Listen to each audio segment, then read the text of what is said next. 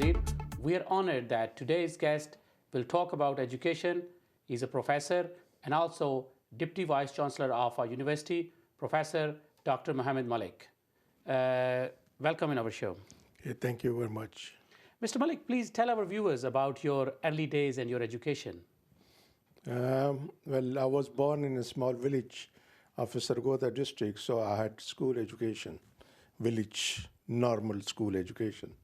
And then I joined college, Government College Sargodha, which is now university. And after that, I went to Punjab University for my master degree. Then I started my career from Islamia University, Bahawalpur, from where I came to Britain for my PhD degree in geography from London University. I completed that and did some postdoctoral research in Free University, Berlin, from where I went back and served Islamia University as chairman. So what was your subject of research in PhD? Well, my main subject was geography, human geography, and I specialized in transport, networks, accessibility, and urban growth in Punjab, Pakistan. So when we say urban growth, what do you mean by this for our viewers? How we can simplify this? Well, this is about the growth of the settlements in Punjab. What are the factors? What are the reasons for the expansion of towns and growth of town and urban areas itself? So it is slightly different from urban growth and urbanization. Urbanization is a process. Urban growth is a growth of small settlements into big one, which have been emerged throughout Punjab. And as an expert, how do you see that a lot of the agricultural land has been developed into business areas and also residential developments? How you see how it will affect as a Pakistan as agricultural country? Well, it is affecting a lot because Pakistan is, as you said, that it's agricultural country. We are agro-based. So all our economy is based on agriculture. So when the population is growing, the towns are expanding, the urban areas are expanding. So the agricultural land around the urban areas is merging into societies, colonies, and things, which is a big threat. Of course, which is a big threat. It is environmental threat, it is transportation threat, it is health point of view. So there's a link, it is merging into link of problems. And moreover, when there is no planning, so obviously it is a big threat for the country. In your research, have you suggested any solution for these problems? Yes, I did, because unfortunately, we are ignoring the areas which are vacant. And for example, along GT Road, if we see that there are several settlements. They are growing very fast, they are expanding. But in contrast to that, the areas in DG Khan, Miawali, in the same district, into the desert, so into Thal Desert, so we are not developing any towns over there. So the development is one-sided, which is merging, and it is creating a lot of problems. So it should be spread over. And moreover, we have got border on our east, so all our settlements and things are going towards that, which is also a big problem. So we should spread our settlements and towns, our industries and things like that into other areas where there is less population, so that there should be some balance. When we talk about the geography, at the same time, when we think about Pakistan, all of a sudden we think about the floods, because recently floods have affected almost, I will say, 3%, almost 75% of the population in the floods. So have you suggested any solution for the floods? Yes, a flood is a big hazard. So if we look into that from 1970 till to 2010, we've got 17 floods of different sizes, and which have created great loss, particularly in the Indus and suburban areas. So there should be, there is no forecast. And for the basic reasons, for the main reason for the flood is that we are not maintaining our rivers. We are, I mean, obviously, when the river is dry, we think that we can cultivate that land and we get settled into that river. And obviously, there is no maintenance for that. And then when the water is there, that create huge loss. Some experts say that Pakistan needs more dams, reservoirs. What do you think about that Yes, solution? I do agree, because if there are more dams in the upside, so that can be utilized, the water can be stored, and that can be utilized for energy as well, and that will help.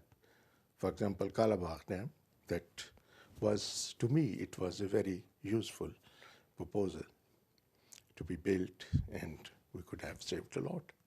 As a teacher, you have seen even I will say three educational systems in Zambia, in Pakistan, in Britain. So how you compare all these three systems? Well, it is easy for me to compare the education system between Pakistan and Zambia, because they have got similarities. Zambia has got 5 rivers and similar sort of economy, similar people, and similar independence. Obviously, it was a bit later than 1947 of Pakistan, but it has been also a colony. But the main thing between three systems, I could sum up, is that there is the basic education is not same. There is not similarity.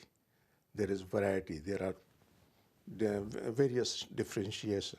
So there are some schools where the students sit on the floor. They have got poor quality. They have got poor teacher, and the same system. We have got the schools and colleges like Edison and public college. So there is a lot of variations. So you want to say in brief that there is different education system for elite, for the poor, and then the rural class, and then the urban class? That's right. Yeah, that's right. Similarly, if we create not 100% uniformity, but if we create some balance into the education, then probably that can help. Recently, Pakistani Supreme Court has passed a judgment and ruling that they are going to make Urdu their national language, and they're going to implement. How you see this judgment in educational system? Yeah, in educational system, this can be helpful. This is very good, so that the people can communicate, and those who are not aware about the things and the systems in the court system, and they can't read or write or feel difficulty in understanding English, that can be good for that. But for the international scenario, it's a bit hard to pull that system. But there are certain countries even in the world. Yeah. I can give you a lot of examples. Like we can talk about the Gulf states. Yeah. They are using Arabic, and similarly we can talk about France. They are using French. So at the same time, they can learn parallel English and Urdu, so there will be no problem. But there are many Arabic-speaking countries. They can do something in between, while Urdu-speaking country is only one, and that's Pakistan. So this is one difference. But when we see into the international scenario, I was saying that can be difficult and hard. But this is not impossible, but that can be hard. You have seen English system here, especially the education system. How you see that? Do they need any improvement, especially in school system or in university or in colleges? Yes, I think they do need some improvement into the system, because with the merging of communities from different areas, European communities, Asian communities, and communities for other things. So they need more to work on the basic education, to bring at par with all the children of ethnic minorities. So this is difficult, because for the English themselves, this is not a problem.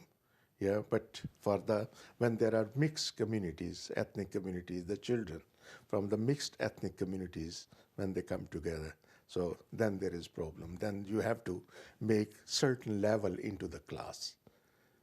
One group, second group, slightly lower group, higher group, so then you have to work into the groups. So if this is applied and start working into different groups. For example, in our times, because we have been colony. So when I came for my PhD, so I was in a different group, in a better group than those who have come from Arabic countries. There were a lot of students from Arabic countries because they didn't know. They have to start from. So it means linguistics problem were there, This or was, the yeah, communication issues? communication issues and linguistic problems. And our students in Pakistan, we are not putting focus on the writing and reading, which is very important. Our students in the school system are very poor. They are very shy in reading and writing English. So that needs to be improved to some extent. Mr. Malik, please tell our viewers about your present role with the Open University and what are your duties? Well, I'm Deputy Vice Chancellor, Makuba University, that's Makuba Open University, based in Zambia. So we have got several campuses in Zambia, 3 in Zambia, and 1 in Manchester. And we are also starting some more campuses and offices in other countries in the Middle East and Pakistan as well. It is an open system, open university system, where we can offer some courses by internet, online. There's no face-to-face classes, or we can deliver some lectures through satellites, and we work for higher degrees for MPhil and PhD as well. I'm mostly responsible for higher education in Pakistan, Middle East, and UK. So what subjects are under your control, are in your, I will say, department? Well, in my control, there are all those departments which don't involve laboratories. All social sciences and other arts subjects which can be studied online without lab. So that's I'm responsible for. Please tell our viewers about your experience in the especially English universities, because you have worked in Manchester University, you have worked in Sheffield. So please share some of your experience working here in Britain's university. So well, here in the universities, it is I've got very good experience as compared to Pakistan, because here the facilities for research are much better than Pakistan, where we don't have any journals, we don't have any latest research updates in Pakistan or even in Zambia. But here we have got access to the latest research, latest ideas, latest updates of research in every field. So I feel that here there are much more facilities and you can work much better than a developing country, where we have got other many problems. For example, in libraries, you have a problem of load shedding. There is no light. You can't sit there, and you can't work there. But here, you have got a lot of flexibility to sit and work. I wish we could talk about the problems of the world and issues because of your experience, but the time restraints. I will move forward for the next question. What are your thoughts about the work you have done and any piece of work you have done and you feel proud of? Yeah, well, I've done a lot of work in urbanization, in transportation. In Pakistan, I've completed some projects. Even here, I've done some translation and interpretation.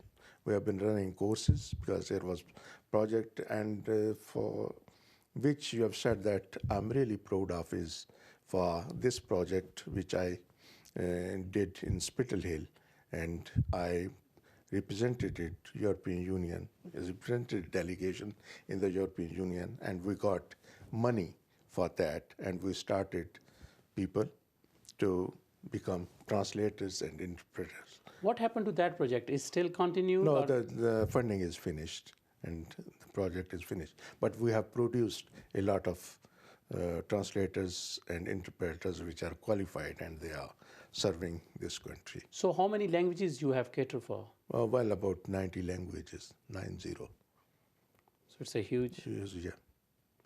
So what is the future vision of yours? Do you have any idea to write a book or any of your publications? Well, probably I've been suggested by one of my friend recently that I should write something about my experiences in education and in other system, and also about my vision, what can be done in the future. What do you think if you will put together all your research and your work you have done over the years, because you have a wealth of experience, and give a shape of apps which is the latest technology, or a book? Yes, sure. Well, yes, I'm thinking on that. And for our viewers, what is your message? Because we asked our guests to give any message you want to give to our viewers. Well, for the viewers, particularly for Pakistani viewers, so I would say that the country can't develop without education. Education is the most important element for the development of themselves, their country, their spokes, and of course, this is not possible without community participation, because we shouldn't rely for the government that everything should be done by the government. But here I've learned that the community concept is very important. So that should be started on community basis, and they should get education. I think this will be our first time we're taking two messages from our guest, because we have viewership from all over the world. So what is the general message for our all viewers? Well, the general message is that education is the most important element. And what's about the improvement in English education system? Any one suggestion you want to give to the government? Well, I will say that for the basic education, for the school education, there should be uniformity to bring at par. They should engage teachers from different languages, from different ethnic communities, so that they can bring at par the children from all the communities which have recently joined or which are already there, so that they can start from equal level. Thank you, Mr. Malik, for joining Sheffield Live. Viewers, I hope you have enjoyed today's episode. In coming days, we'll discuss more subjects, more guests, and if you want to join me, by all means, you can send your CV to me. My email is shown on your screens. Keep watching Sheffield Live, and thank you for joining me. Goodbye.